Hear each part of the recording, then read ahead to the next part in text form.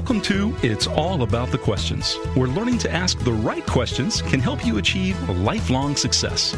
Now, here to help you ask all the right questions is award-winning author, international speaker, and business strategist, Laura Stewart.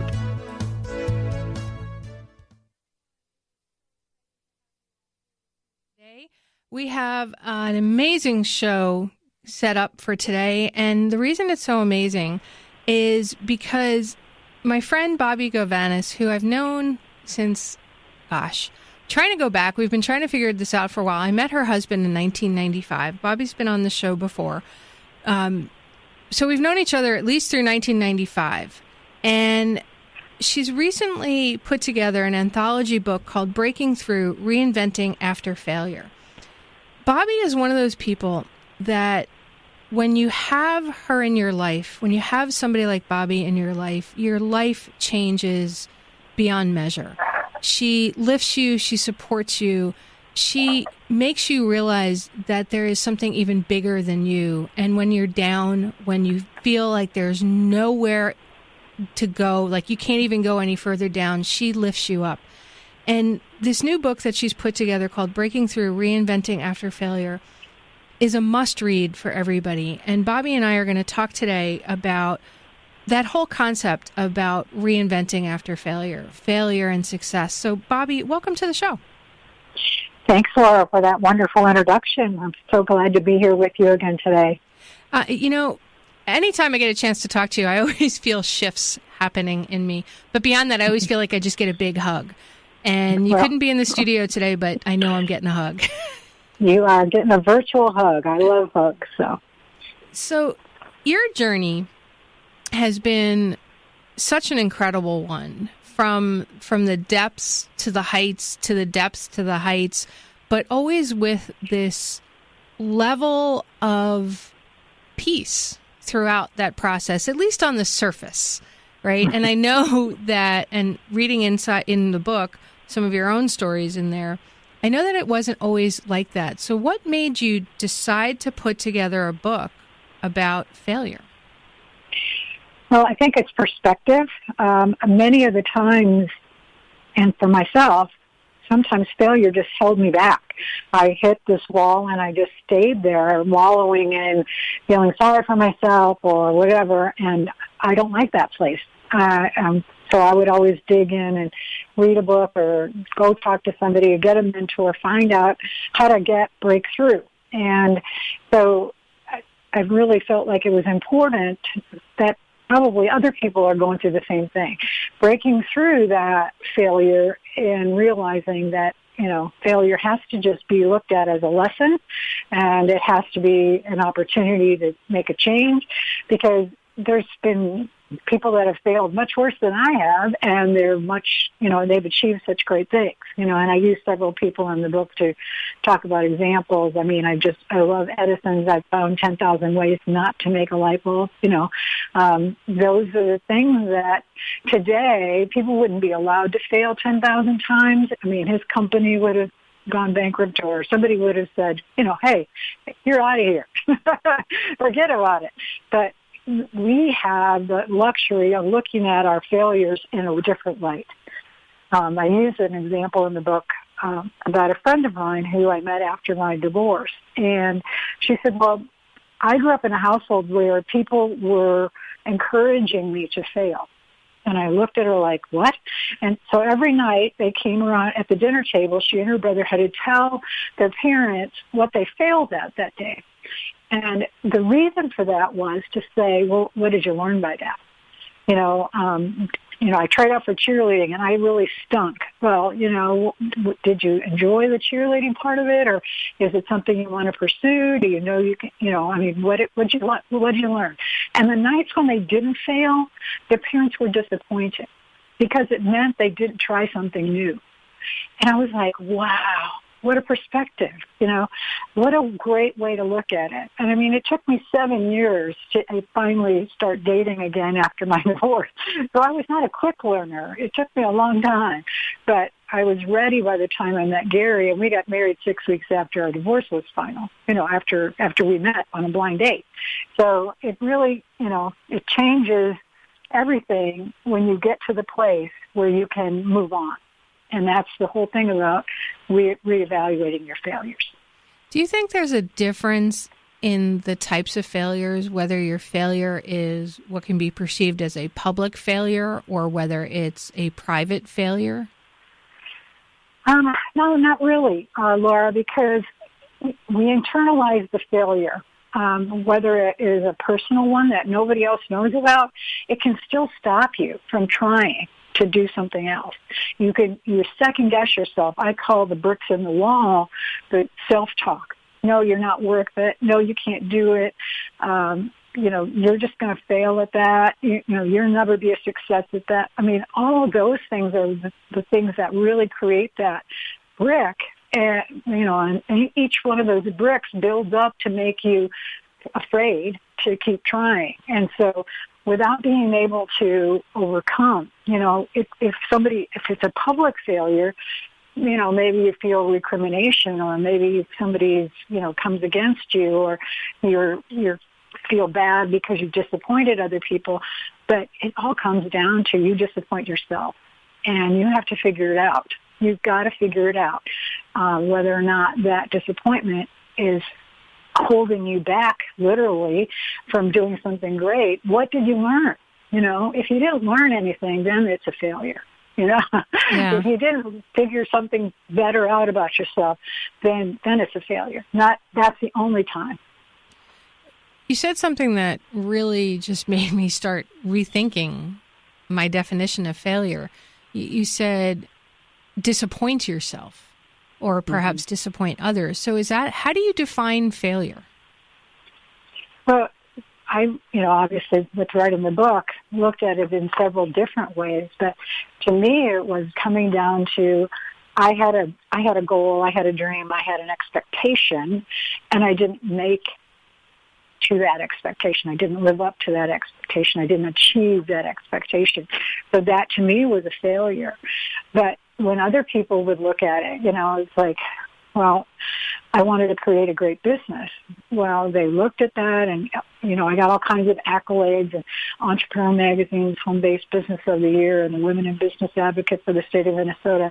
And it's like, so when that business, quote unquote, failed, to me, that was a huge personal as well as, other people's perception. And so it was a matter of fighting back and figuring out, okay, well, what did I learn by that? What could I have done differently? And the things that happened in that particular failure, I couldn't have prevented it. Unless there was just one, and that's one of the reasons I got into the business I am now, is helping customers get paid. Instead of doing invoicing 30, 60, 90 days, I tell people, don't be the bank. Take your money now. Even if it's at a discount, take your money now. So how do you do that? Well, you take credit cards. So it comes down to figuring out what could I have done. That's the only thing I could have done. Because I had somebody declare bankruptcy owing me $500,000, owing my business $500,000. Well, if I had taken payment up front or at the time of the sale, instead of invoicing them and giving them time, I would have been fine. So I really talk seriously to business owners now and ask them to rethink their way of doing business, in order to help themselves be more proactive as well as productive as well as profitable.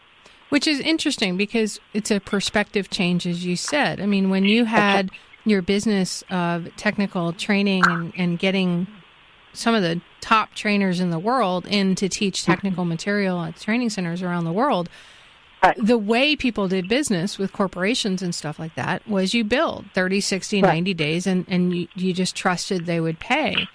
Right. It's not something that you would have expected to happen. I know when I had my tech company, I had one company go bankrupt on me, declared Chapter 11, and thank God we got notified just slightly beforehand so we could go in and remove some equipment that was ours, that wasn't even theirs. It was ours that we were, setting some stuff up for. But and we had somebody else who got investigated by the FBI and all the equipment went, and then they just said, well, we can't pay you. Exactly. Things that you can't plan for. And the funny part is I never thought of those as failures, right? Other than, say, a failure in judgment. But when I looked at it, I went, well, they'd been paying on time. Everything had been fine. And then just bam, something happened. Mm-hmm. Should I have been less naive? But that's how you just did business back then. People didn't accept credit cards, Exactly.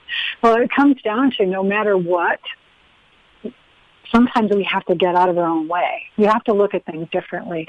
I use the example all the time when I'm speaking is that Kodak discovered digital photography, but they didn't think it was worthwhile. And eventually they became bankrupt and out of business. So how does that happen? Well, it's just because you don't think outside the box. You don't recognize things for what they are. You got to stop, in Detroit, people thought everything was great because everybody they saw drove a Ford or a Chevy, The rest of the world wasn't doing that. They need to drive outside of their hometown, So it comes down to you've got to reevaluate all the time and be aware of what's going on, So the Netflix of the world, the Amazons putting retailers out of business all over the place. It just comes down to you can't live in a bubble. You've got to re-ask your questions. And it's usually the young up-and-comers, the little people that you don't expect that are going to be the ones that are going to, create the havoc in your life. So, all right. And that's the perfect note to go into our first commercial break. Who's creating havoc in your life, and how do you define failure? When we come back, we have more from Bobbi Govanus. And we were just talking about failure. I think it's important, since we've defined failure in a couple of ways, how do you define success? And again, I think it depends on personal. Everybody else can think you're a great success. If you aren't feeling that, what you have to understand is, what is your goal? And when you've achieved your goal, you're a success. Now, that doesn't mean you stop. You just set new goals. So you want to look at and appreciate it for that moment. You're woohoo, and then the next day you start off on the new goal. Because nobody can stay at a level of success. You have to keep creating and recreating yourself and finding out what's the next place you want to be, because otherwise we're not motivated to make any changes. And that comes right back down to the failure part of it, because then when you're not motivated to make a change, you don't. And that's when you get caught. Have you ever had a situation in your life where you felt like you were a failure, but everybody else thought you were a success?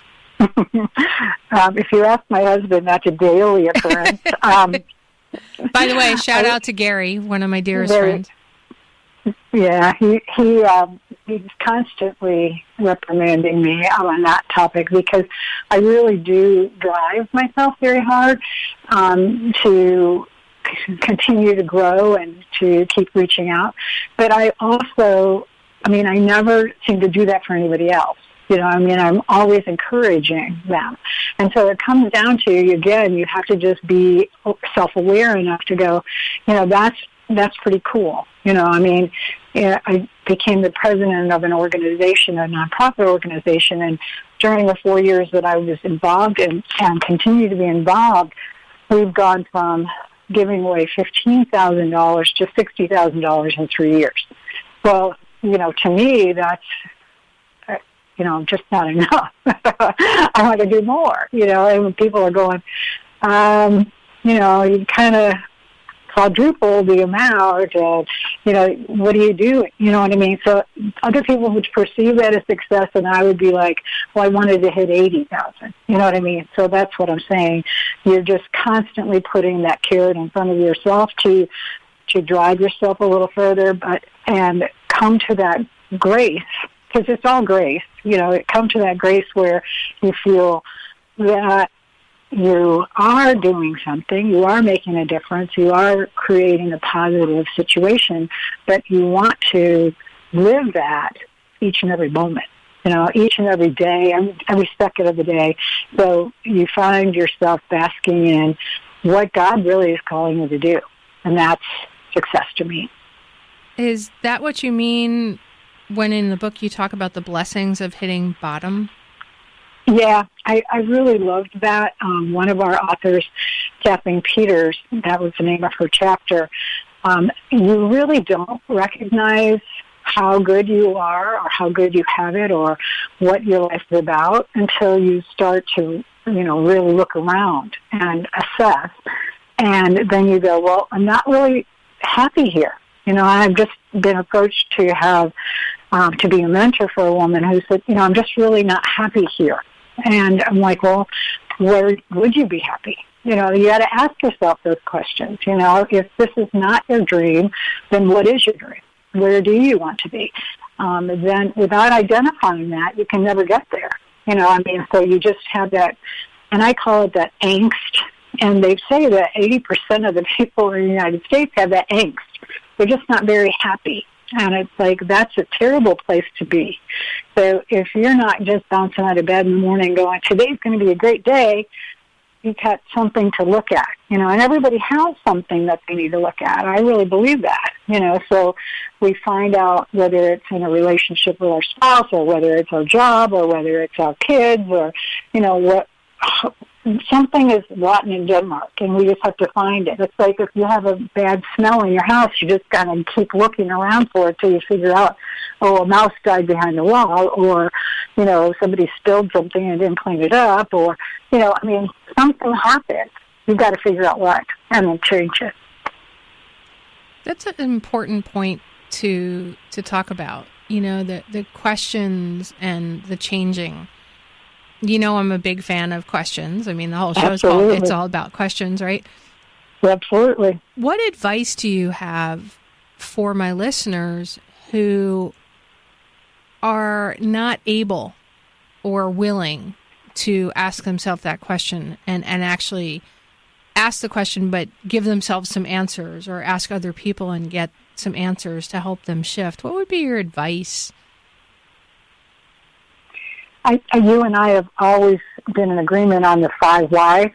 And if we take and say, I'm not really happy right now. And we say, well, why? Well, I'm not as successful as I might be. Well, why? Well, I'm not willing to work as hard as I could. Well, why? Well, I really value my time with my children. Well, there's no thing that can change that. So you have to adjust. Because if you get right down to it, I want to spend more time with my kids, then that's a sacrifice.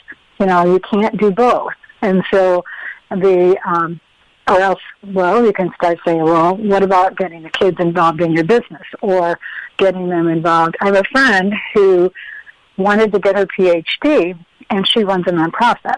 And every day, she works in the morning, and then she gets to her nonprofit at 3 o'clock in the afternoon and works with 75 kids to keep them off the streets and doing something productive and a lot of times doing their homework. And so she decided she was going to go ahead and apply and go take her classes, and she did her homework with the kids. Now, instead of saying, I can't do it because I'm working 2 full-time jobs, which she was, she incorporated her PhD into working with the kids and did homework with the kids.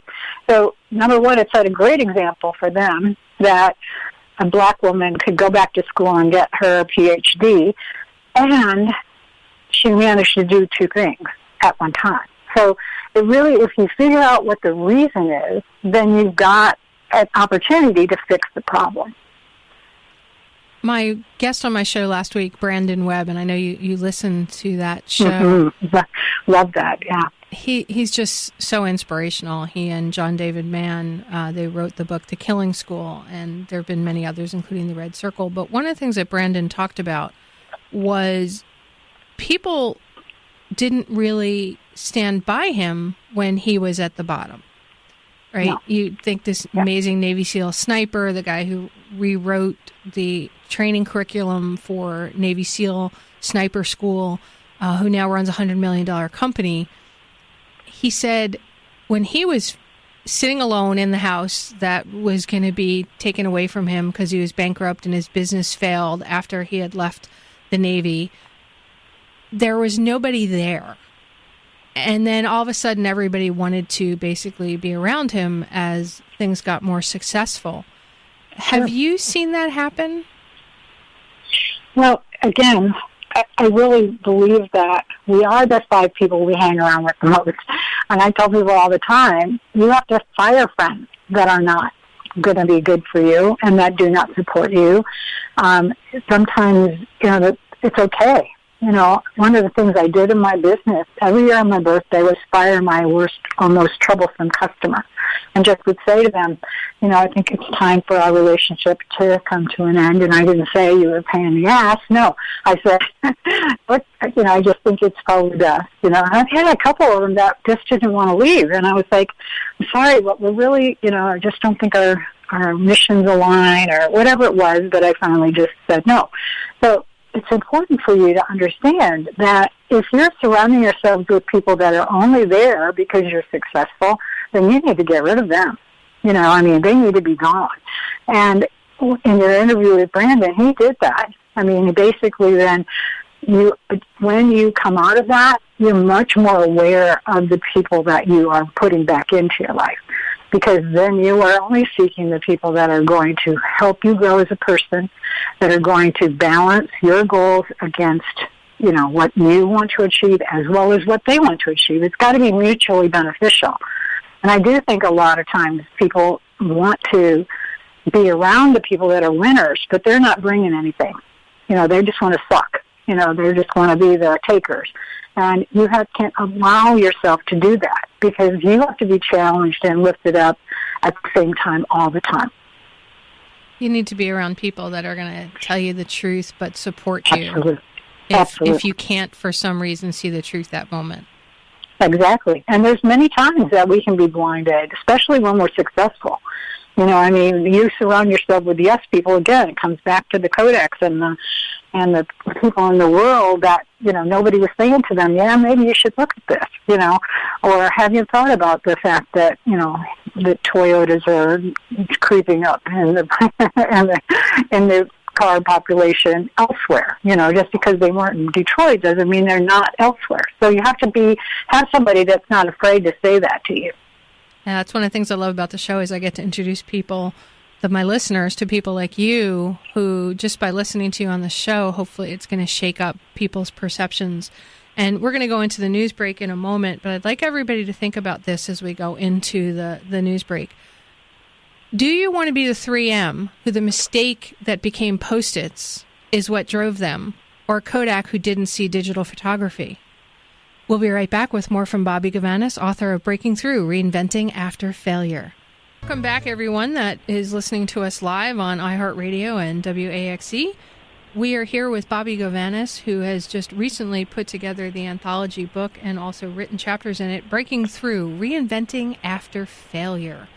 Bobbi, during the commercial break, the news break, we were just talking about something that for a lot of people would have actually stopped them from getting this book published up on the Kindle platform and stuff. You said to upload it, it was like 25 tries or something to get it look properly? 37. It was 37, Laura. 37. Okay. So a lot of people, that would have been like, I'm done after 5. Yeah. I really wanted this to be accessible to a lot of people because it's different from buying a $20 book. If it's $1.99, you can download it and read it, and we put that price for the launch, but it just, to me, it gives opportunity to people that wouldn't go out and purchase a hardback or even a paperback book at $20, so it's like you really want people to have an opportunity, especially something like this where I really think it can make a difference. And have had several people that have read it say it really touched them and it really made a difference in what they were viewing in their life right now. So I look at that and I think, well, I'm going to keep trying until we figure it out. And, as you said, some of the stuff didn't go quite as well as expected. I'm frustrated to hear, but it does make a difference. If you've got something you want to put in people's hands, you just keep working on it. So it's so true. You have to keep working at it. At what point, though, from all of these stories that have been submitted that are in this book, and from other books you've written, How to Pilot When We Were Raised to Be Stewardesses, Reinventing Your Life with Passion and Purpose, that's another anthology. Discover Your Destiny, Live Your Dreams, Love Your Life, Expert Tips on Creating Abundance, Joy, and Success, and the Reinvention Retreat at Sea, which is so cool that you've founded and run. Have you seen any common threads about when people have to decide, okay, I've done my 10,000, this isn't a good idea. It's just not going to work. We need to shift directions. Well, see, that's part of the business plan, and you have a life plan, you have a business plan. And so if, like my friend who went back and got her PhD, if she wasn't able to do that, if the kids didn't respond the way that she had hoped they would, they allow her to work right alongside them instead of demanding her constant attention, well, then she would have had to forego that dream. You just have to adjust as you're going. But you have to give it a fair enough try. And so I look at it like, okay, well, a year, or I've spent X amount of time, for the Reinvention Retreat. We're coming up now on our 4th year. And, each time we learn something new, I adjust as we go. But the important thing for people to recognize is that you're taking and committing time for yourself. We can't force you to reinvent yourself. You have to do it. I'm working with a woman who was actually on the retreat in March this year, and she really didn't want to focus while she was there. She wanted to party and be on a cruise. And now she's coming back to me and saying, I really need your help. I really do. And I'm like, well, okay, let's pull out the book.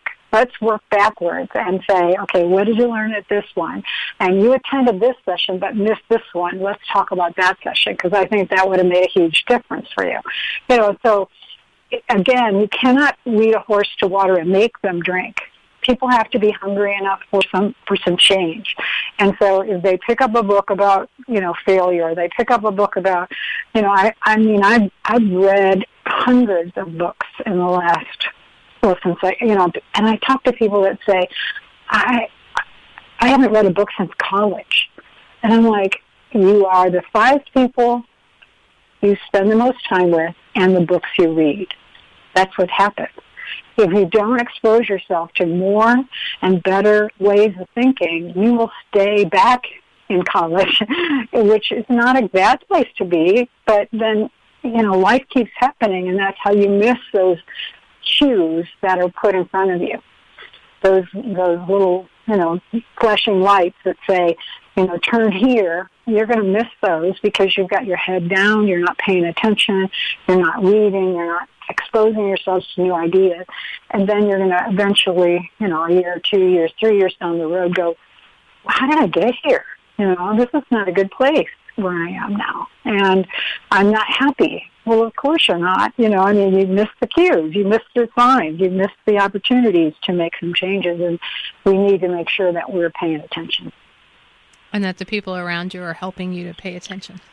Exactly.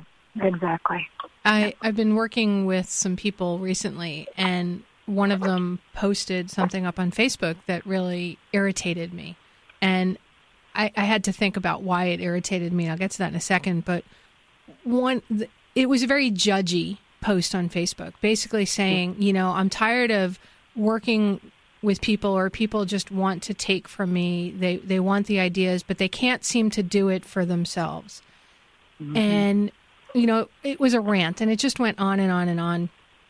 And what I heard in it, what I saw in it, was somebody who was frustrated because somebody wasn't getting what they were saying, right? They mm-hmm. couldn't make that, what I call, switch from, in my brain, I know what I should be doing, but in that soul, in that heart, I don't have that spark that actually gives me the energy to do it. Jeff Olson and John David Mann wrote the book Slight Edge, where they talk about, read 10 pages of a a development book every day, or, Sure. Instead of hitting the snooze button, get up and start your day. Little slight edge moments, one macro at a time, one step at a time. What disturbed me was this idea that somebody should just listen and be able to do. Mm-hmm. Yeah. No, there has to be there's a process. I mean, and again, when I tell people about marketing, they say between 7 and 15 times before your product even sinks into the radar of somebody, exposure to your message. And so if you're thinking one time and they're going to switch, you're wrong. It's just not going to happen. So that if you use the 7 to 15 times theory, well, and there's lots of ways to do that. There's lots of exposure. You can email, you can have a Facebook post, and so maybe she was trying to voice that in that, I need you to pay attention. If I'm going to help you, I need you to pay attention. And that's a true statement. But you cannot force, like I said before, you can't force a horse to drink water when you let him to the creek. It's here, it's available, but that doesn't mean it's going to happen. And sometimes it has to be a different voice that triggers for that person. Les Brown is somebody one of my favorites. I just love and adore that man. He's so brilliant. And his daughter, Ona Brown. And one of the things he said when I heard him in an event that Bob Berg had put together several years ago was he said, you could have 1,000 voices all saying the exact same words. But in that moment, 5 people may grab from one person. 10 people may get what that other person is saying. And it's a matter of, it has to be the right voice at the right time. Sure. It could be the same message, but maybe it's just said slightly differently, but you're ready in that moment. Mm-hmm. So with your... And it's the moment. I say you're never standing in the same river twice. So the water keeps going by you, which brings different silt and rocks and all that kind of stuff. So every time you hear something, you're a changed person, from yesterday or today. That's why Scripture is so cool. You can read the same Scripture 100 times, and all of a sudden it hits you. Oh, my gosh, this is what this means to my life. And so it's like, okay, well, now it's time for you to do something with that, So for listeners that may be sitting on the couch, sitting in a job they hate, wallowing after a divorce. I know that for me, it's been 3 years since my second divorce, and I'm just beginning to come out of it, realizing the depression I was in, and some of it was body balancing chemicals due to the menopause thing, but I just was ashamed, right? Because I had talked about it on stage. So what would you say before we go into the last commercial break to somebody who's sitting there on that couch feeling that failure? I like to look back at Sarah Bucknock and say, excavate. When were you last happy? At what time? And if you have to go all the way back to your childhood, when and what made you happy? And what were you doing at that time? And what were you dreaming at that time? And if that's the case, then you can figure out, okay, this is a starting point, and then I can work from that, And so you try to bring some of that joy back into your life first. Because if you don't, you don't figure out where there was joy at one time, then how will you ever know what you're feeling it again? You got to really understand, because we've, like I said, been in angst for so long, then all of a sudden you don't really recognize when you feel good. It's like, and that happens in grief. It happens in, and all of a sudden one day you feel like I can breathe again. Those are the things that you have to identify and mark those down and say, what triggered that? Was it a song? Was it somebody's smile? Was it going into a place, a smell? What made you feel good? And then how do you keep that in your life? I love that. This made me think of a great tweet that somebody could do. Failure is a moment. You always have another chance for success. That's right. You just made me think of that Most of us tend to think of failure as a longer-term thing. No, it's just a moment in time. What you do in that next moment is what matters. That's right. And we'll be right back with more from Bobbi Govanus. I have a quote in the book, what is the worst that can happen? And you suggest that readers ask themselves that before embarking on a new path. Why do you suggest that? Bobbi, are you there? And I'm here. Okay, great. I can hear you now. Okay.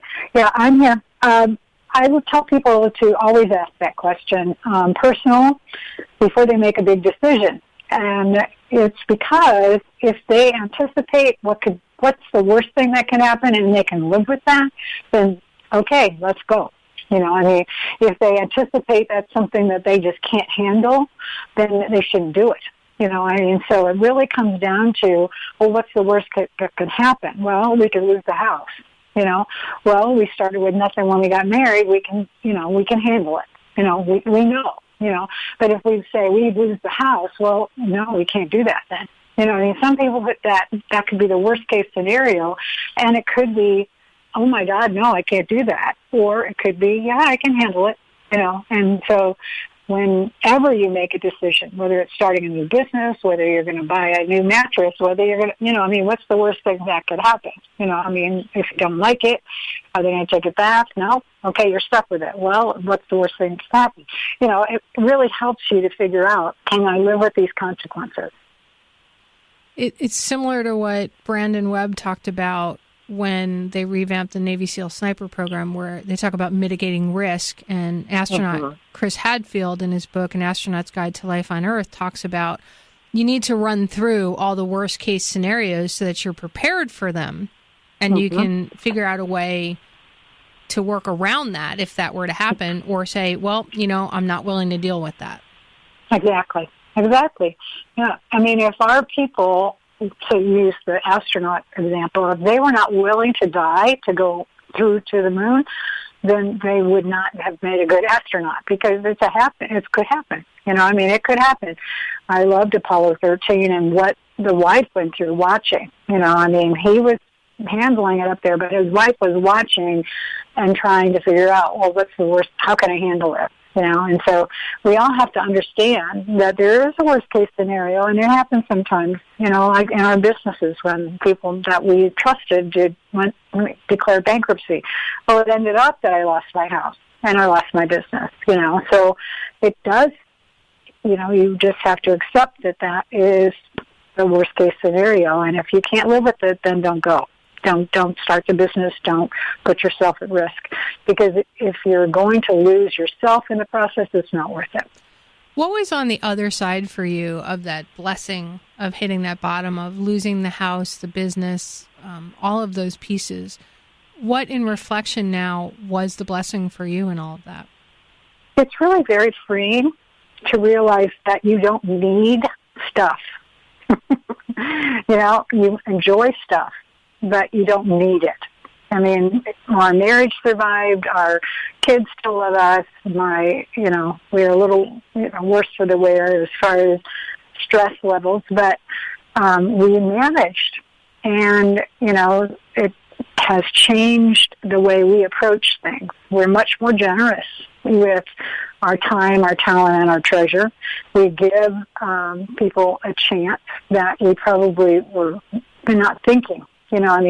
This guy on the street, why is he on the street? Well, it could have been he had the same experience as you. He just wasn't as fortunate, So I look at that in a whole different light. It helps me to be a better person because of that, quote-unquote, failure.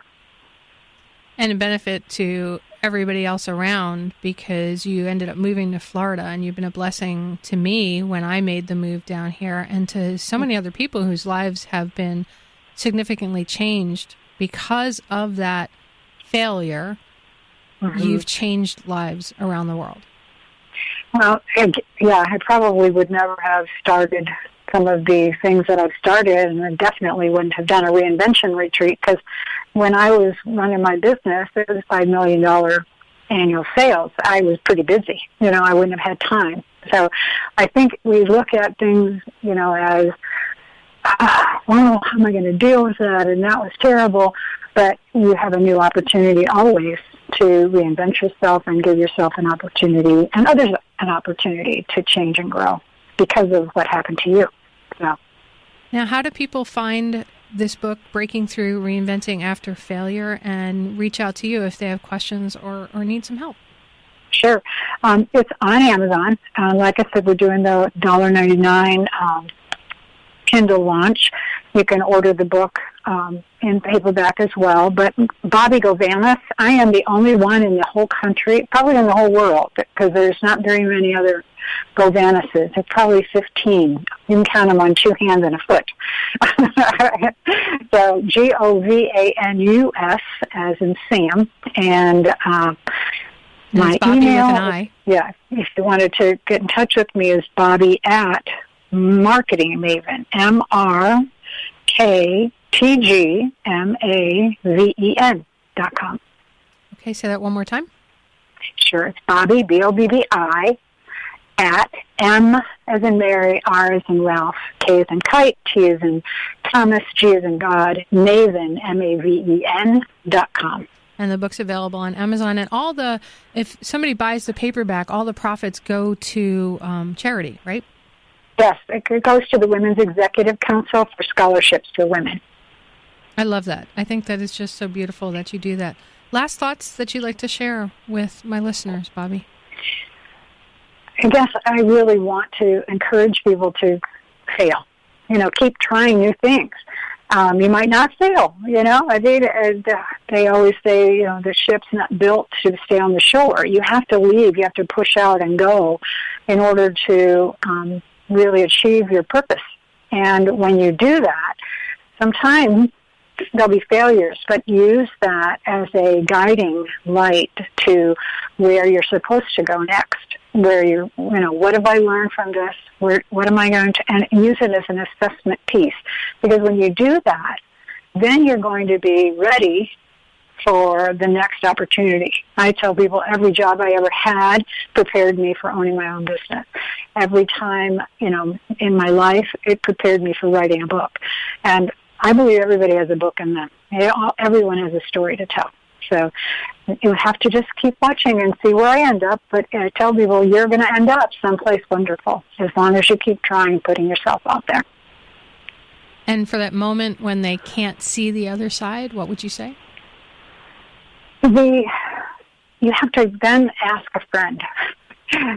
The old ask a friend or tap on somebody else and say, I'm having a hard time visualizing past this moment. If you can't do that, you need to ask someone else who you trust, who has a little bit bigger vision than you do, because they'll be able to see that the traits that you have, the opportunity that you have in front of you is not what your destiny is. It may be that you need to pivot. And if that's the case, they are the ones that are going to be able to tell you that. I'd say that if something is blocking your path, do we need to change or do we need to break the wall? And getting somebody else's opinion in that who knows you, and I have to stress that, who really knows you. And that's where we're going to have to end the show. So everybody, if you want more from that, reach out to Bobbi. But remember, everyone, the right questions truly can change your life. You've been listening to It's All About the Questions, starring Laura Stewart. Connect with Laura at it'sallaboutthequestions.com and download a free workbook that will help you ask better questions starting today.